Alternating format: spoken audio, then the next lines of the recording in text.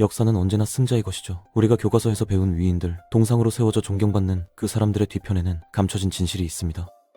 빛나는 업적 뒤에 가려진 어두운 과거, 영웅으로 포장된 인물들의 실체를 파헤쳐보면 충격적인 이야기들이 쏟아져 나오거든요. 존경과 찬사 속에 묻혀버린 그들의 민낯, 오늘 하나하나 낱낱이 밝혀드리겠습니다. 준비되셨나요? 그럼 이제부터 시작해보죠.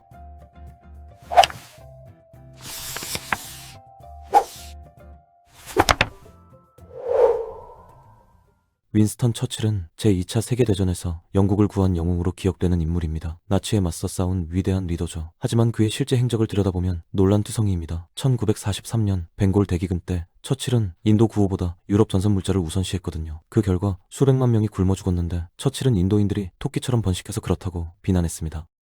내무장관 시절에는 정신박약자라 부르던 사람들의 강제 불임 시술을 지지했고요. 1910년 토니 펜디 폭동 때는 평화적인 파업 노동자들에게 군대를 보냈죠. 1920년 아일랜드에서는 블랙 앤 텐스라는 악명 높은 부대를 투입해서 민간인과 아일랜드 공화군에게 과도한 폭력을 휘둘렀습니다. 1945년 드레스던 폭격도 그의 책임인데 명확한 군사 목적도 없이 수만 명의 민간인이 불바다 속에서 죽었거든요. 인종차별적 사고방식도 심각했습니다. 백인 개신교도를 인종계급의 정점에 두고 인도인들을 깔보았으며 아프리카와 인도의 자치를 적극적으로 반대했죠. 영국 제국주의를 이타적이라고 옹호하면서 식민 지배가 피지배 민족을 고양시킨다고 주장했습니다. 심지어 화학무기 사용까지 주장했는데요. 쿠르드족과 아프간인들을 상대로 독가스를 쓰자고 했던 겁니다. 토마스 제퍼슨은 미국 건국의 아버지로 불리며 독립선언서의 주요 작성자로 기억되는 인물이죠. 자유와 평등의 열렬한 옹호자였습니다. 하지만 그의 삶은 이런 원칙과 완전히 모순됩니다. 제퍼슨은 평생 600명이 넘는 노예를 소유했거든요. 그 중에는 셀리 해밍스라는 14살 소녀도 있었는데요. 제퍼슨은 그녀와 최소 6명의 자녀를 낳았습니다. 해밍스는 제퍼슨 아내의 이복 여동생이었어요. 혼혈이었죠. 제퍼슨은 해밍스와의 자녀들을 공개적으로 인정한 적이 없습니다. 일부 자녀는 나중에 백인으로 살면서 노예 신분을 벗어났지만요. 파리에 살 때 해밍스는 제퍼슨과 협상을 했습니다. 프랑스에서는 노예 제도가 불법이었거든요. 몬티첼로로 돌아가는 조건으로 자녀들을 결국 해방시켜달라고 요구했죠. 제퍼슨은 살아있는 자녀들 대부분을 죽은 후에야 해방시켰지만 해밍스 자신과 몬티첼로의 다른 노예 가족들은 절대 풀어주지 않았습니다. 제퍼슨은 해방된 흑인들을 아프리카로 추방하자고 주장하기까지 했는데요. 백인과 공존할 수 없다는 이유였습니다.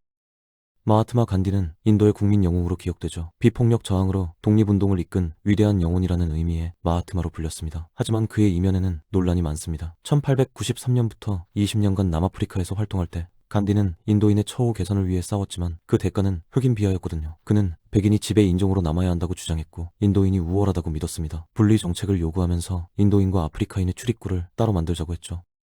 인도인과 영국인이 인도 아리안 혈통을 공유한다고 강조하면서 흑인 남아프리카인들과 거리를 뒀습니다. 아프리카인들을 지칭할 때 인종 비하 용어까지 사용했어요. 간디는 인도의 카스트 제도도 옹호했는데요. 신성한 사회 질서로 봤던 겁니다. 극단적인 배제에는 반대했지만 불가촉 천민의 완전한 평등보다 힌두 사회의 단합이 더 중요하다고 여겼죠. 최하위 카스트는 인간 배설물을 치우는 것 같은 천한 일을 강요받았습니다. 간디는 월경을 불결의 징표로 봤고 성관계는 오직 출산을 위해서만 존재해야 한다고 주장했어요. 여성에게 남성의 욕망을 통제할 책임을 지웠죠. 여성 추종자들에게 엄격한 규율을 강요했는데 한 소녀가 남성들에게 괴롭힘을 당하자 머리카락을 잘라버렸습니다. 간디는 이상한 실험도 했는데요. 자신의 순결을 시험하기 위해 10대 손녀와 여러 여성들과 벌거벗고 잠을 잤습니다. 자제력을 증명하겠다는 목적이었죠. 알베르트 아인슈타인은 위대한 과학자로 기억됩니다. 상대성 이론으로 시공간과 중력에 대한 이해를 완전히 바꿨죠. 하지만 그의 개인적 삶은 문제투성이었습니다. 첫 번째 아내 밀레바 마리치에게 불륜을 저질렀거든요. 두 아들과 사생아 딸이 있었는데 딸의 존재는 숨겼습니다. 그 딸의 운명은 지금도 불명확해요. 나중에 사촌이자 전 애인이었던 엘사 레벤탈과 결혼했죠. 이 결혼 후에도 외도를 계속했고요. 밀레바를 가혹하게 대했습니다. 그녀를 하녀처럼 다뤘어요. 편지와 일기를 보면 성차별적 견해가 드러나는데요. 여성을 수동적이고 지배받는 존재로 봤습니다. 아인슈타인의 개인 일기에는 외국인 혐오적 태도도 나타납니다. 중국인과 일본인을 더럽고 둔하다고 묘사했거든요. 정치적으로는 사회주의를 지지했는데 미국 정부가 잠재적 전복 세력으로 감시했습니다. 맨해튼 프로젝트의 개발을 지지했지만 나중에는 사용을 후회했죠. 토마스 에디슨은 전구, 축음기, 초기 영화 기술로 유명한 발명가로 칭송받습니다. 하지만 실제로 그의 많은 발명품은 기존 디자인을 개선한 것이었고 진짜 재능은 마케팅과 특허 확보에 있었어요. 에디슨은 종종 다른 사람들의 공로를 가로챘습니다. 조지프 스완도 독립적으로 전구를 개발하고 있었거든요. 직원들도 가혹하게 대했죠. 니콜라 테슬라에게 기계를 고치면 5만 달러 주겠다고 약속했다가 나중에 농담이었다고 말했습니다. 에디슨의 사업 방식은 무자비했어요. 전류 전쟁 때는 교류 전기에 대항해서 적극적으로 캠페인을 벌였는데요. 허위 정보를 퍼뜨리고 동물들을 공개적으로 감전사시켜 교류가 위험하다고 선전했습니다. 시장 우위를 유지하려는 목적이었죠. 특허 제도도 악용했는데요. 1000개가 넘는 특허를 출원하고 경쟁자들을 고소했습니다. 초기 영화 제작자들이 특히 타깃이었어요. 이런 무자비한 전술로 시장 지배력을 확보했지만 혁신은 억압했습니다. 닥터 수스로 알려진 시어도어 가이젤은 가장 영향력 있는 아동 작가 중 한 명으로 기억되죠. 모자 쓴 고양이, 그린치 같은 고전 작품을 남겼고 전 세계적으로 6억 부 이상 팔렸습니다. 하지만 그의 초기 책들에는 흑인, 아시아인, 아랍인에 대한 인종차별적 이미지와 고정관념이 담겨 있었어요. 2021년에 닥터스 엔터프라이즈가 출판을 중단했죠. 유색 인종 캐릭터들은 종종 비인간화되거나 복종하는 역할로 묘사됐습니다. 아동 도서 이전에 가이젤은 1920년대부터 40년대까지 정치 만화를 그렸는데 노골적으로 인종차별적이었어요. 흑인을 야만인으로, 아랍인을 이국적인 유목민으로, 일본계 미국인을 비하하는 방식으로 그렸는데요. 제2차 세계대전 때 일본계 미국인 강제 수용까지 지지했습니다. 개인적 삶도 논란이 있었어요. 첫 번째 아내 헬렌이 심한 병을 앓고 있을 때 외도를 했거든요. 헬렌이 죽고 1년도 안 돼서 애인과 결혼했습니다. 한스 아스퍼거는 오스트리아 소아과 의사로 아동의 비정형 신경학을 연구한 인물이죠. 자폐 스펙트럼 장애인 아스퍼거 증후군의 이름이 됐습니다. 1980년대에 사후 국제적 인정을 받았는데요. 하지만 아스퍼거의 유산은 나치 정권과의 연루로 얼룩져 있습니다. 제2차 세계대전 중에 그는 비엔나의 암, 슈피게그루트 클리닉으로 아이들을 보냈는데 많은 장애 아동들이 그곳에서 죽거나 실험 대상이 됐습니다. 일부 아이들을 짐이나 교육 불가능한 존재로 묘사했어요. 나치의 인종위생 정책을 공개적으로 지지했는데요. 강제 불임 시술도 포함됐죠. 정식 당원은 아니었지만 관련 조직에 가입했습니다. 자신의 분야에서 교정 교육을 장려했지만 나치 정책에 저항했다는 증거는 없어요. 대부분은 그가 나치 시스템에 잘 적응한 톱니바퀴였다고 말하지만 선택의 여지가 없었다는 주장도 있습니다. 마더 테레사는 본명이 아그네스 곤자 보야지우인데요. 전 세계적으로 빈민구제 활동으로 찬사를 받았습니다. 1979년 노벨 평화상을 비롯해 여러 민간상을 받았고요. 엘리자베스 2세의 여왕으로부터 공로 훈장도 받았죠. 2016년에는 프란치스코 교황에 의해 성인으로 시성됐습니다. 하지만 그녀의 명성은 논란이 많아요. 그녀의 자선 선교회 시설에서 나온 보고서들은 열악한 위생, 더러운 주사기 재사용, 통증관리 소홀, 최소한의 의료 감독을 묘사하고 있습니다. 비평가들은 그녀가 환자들의 육체적 안녕보다 영적 돌봄을 우선시했다고 주장하는데요. 고통을 아름답다고 찬미하고 예수와 연결되는 방법이라고 말했거든요. 조직의 재정에 대한 의문도 제기됐습니다. 수천만 달러의 기부금을 모았지만 투명성이 거의 없었고 자금은 종종 직접적인 돌봄 개선보다 종교 활동에 쓰였어요. 모금 활동과 인맥도 비판을 받았는데요.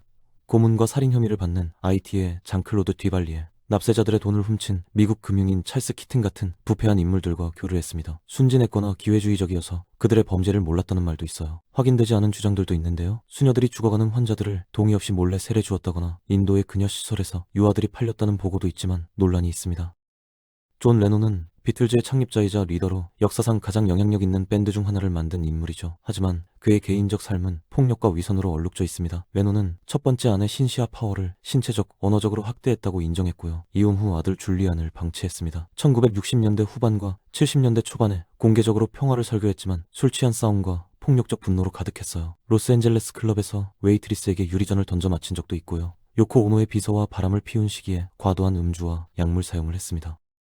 레논은 1966년 인터뷰에서 비틀즈가 예수보다 더 인기 있다고 말해 유명해졌는데요. 당시 많은 종교단체들이 이 발언을 신성 모독적이고 불경스럽다고 봤습니다. 항의와 보이콧, 밴드에 대한 위협이 이어졌죠. 호화로운 생활을 하면서 블랙 팬서스 같은 급진적 운동을 지지하기도 했습니다. 조지프 케네디 시니어는 존 F. 케네디의 아버지이자 주영 대사를 역임한 인물로 알려져 있는데요. 영향력과 논란으로 얼룩진 유산을 남겼습니다. 그의 가장 악명 높은 결정은 딸 로즈마리 케네디와 관련된 겁니다. 건강하게 태어난 것처럼 보였던 로즈마리는 형제들보다 천천히 발달했어요. 20대가 되자 기분 변화와 발달 문제를 보였는데요. 23살 때 조지프는 그녀에게 전두엽 절제술을 받게 했습니다. 행동 문제를 줄이려는 새롭고 실험적인 수술이었죠. 로즈마리의 동의 없이 어머니에게도 알리지 않고 진행됐습니다. 수술은 재앙적으로 잘못됐어요. 그녀는 걷거나 명확하게 말할 수 없게 됐고 정신 능력이 유아 수준으로 떨어졌습니다. 수술 후 로즈마리는 평생 시설에 수용됐고 대중의 시야에서 숨겨졌으며 많은 가족 구성원들조차 볼 수 없었어요. 조지프의 결정은 아들들의 정치적 전망을 보호하기 위해 스캔들을 피하려는 시도로 널리 여겨집니다. 하지만 그 대가는 딸의 건강과 존엄성이었죠. 찰리 채플린은 영국 배우로 영화의 위대한 선구자 중 한 명으로 칭송받습니다. 영화 제작과 코미디를 형성한 시대를 초월한 작품들을 만들었죠. 하지만 훨씬 어린 여성들과의 관계는 논란을 불러일으켰습니다. 29살 때 첫 번째 아내 밀드레드 해리스와 결혼했는데 그녀는 겨우 16살이었어요. 35살 때는 리타 그레이와 결혼했는데 역시 16살이었고 임신했었습니다. 비평가들은 캘리포니아 법에 따르면 성폭행 혐의로 이어질 수 있었다고 지적하죠.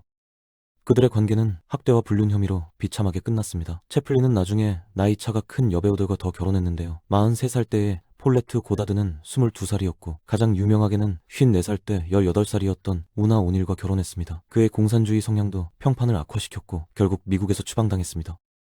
알프레드 노벨은 스웨덴 화학자로 자신의 재산 대부분을 노벨상 창설에 남긴 것으로 기억되는데요. 1901년부터 과학, 문학, 평화 분야의 획기적 업적을 기리고 있습니다. 하지만 노벨은 죽음의 상인으로서 재산을 쌓았어요. 러시아 황제에게 폭발물을 공급하던 가난한 가정에서 태어난 노벨은 아버지의 사업이 무너진 후 니트로글리세린 실험으로 전환했습니다. 1867년에 다이너마이트를 발명했는데요. 광업과 건설을 위한 안정적인 폭발물이었죠. 하지만 곧 보불 전쟁에서 파괴 도구로 사용됐습니다.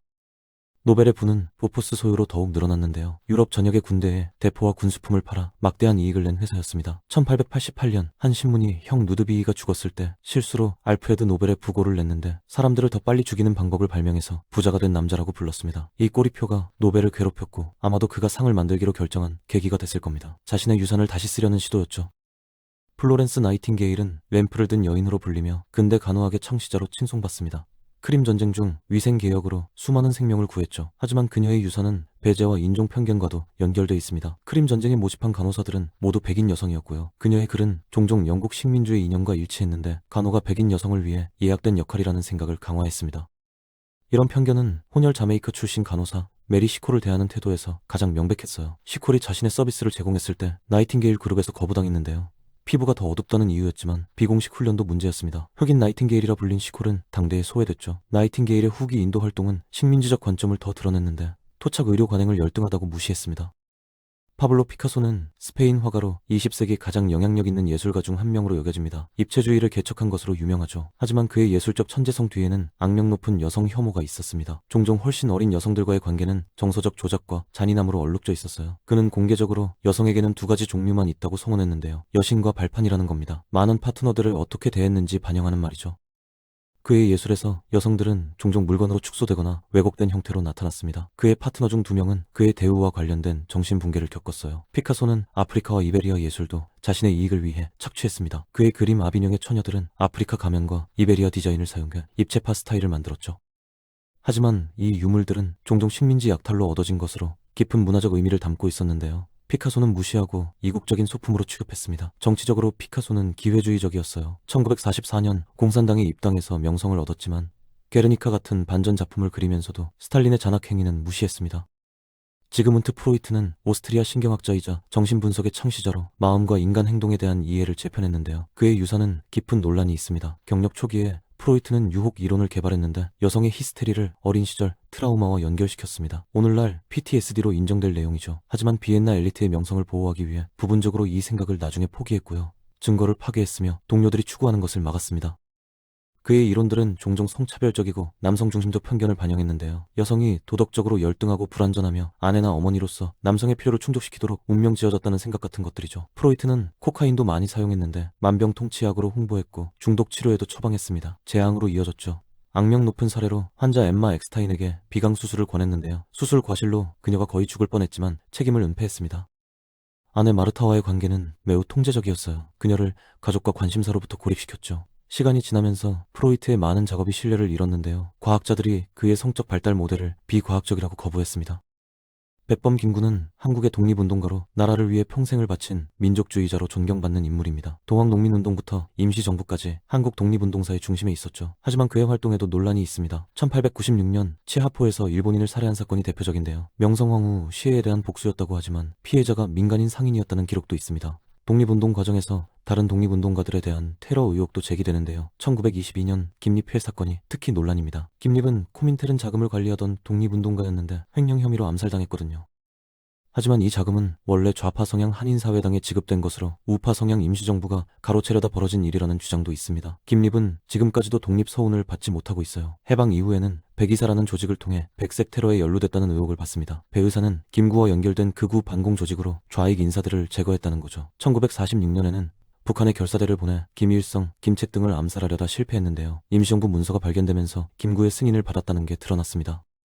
장덕수, 송진우, 여운형 같은 정치인들의 암살 배후로도 의심받았어요. 미군정이 김구를 소환하기도 했을 정도였죠. 여운형은 건국준비위원회를 이끌던 인물인데 김구가 만나기를 거절하고 문 밖에 여운형 사형이라는 글을 붙였다는 증언도 있습니다. 김구는 강경은 반경한 반공, 극우 민족주의자였는데요. 대중들이 가진 평화주의자 이미지와는 거리가 있었습니다. 대한민청이라는 조직의 명예회장을 맡았는데 김두한이 주축이 돼서 백색 테러를 벌인 단체였거든요. 1948년 남북 협상을 위해 평양을 방문했을 때도 김일성에게 이용만 당하고 돌아왔고요. 결국 1949년 경교장에서 안두희에게 암살당했습니다. 안두희의 배우가 누구인지는 여전히 논란이지만요. 백범일지도 실제로는 친일 논란이 있는 이광수가 대필했다는 게 정설입니다. 김구의 아들 김신이 직접 인정했거든요. 초등학교 졸업 수준의 학력으로는 쓰기 힘든 유려한 문체였던 거죠. 독립운동의 공로는 인정받아야 하지만 해방 전국에서의 극단적 행동과 백색 테러 연루 의혹은 비판받아야 한다는 게 학계의 중론입니다. 역사적 인물을 균형 있게 평가하는 게 중요하다는 거죠.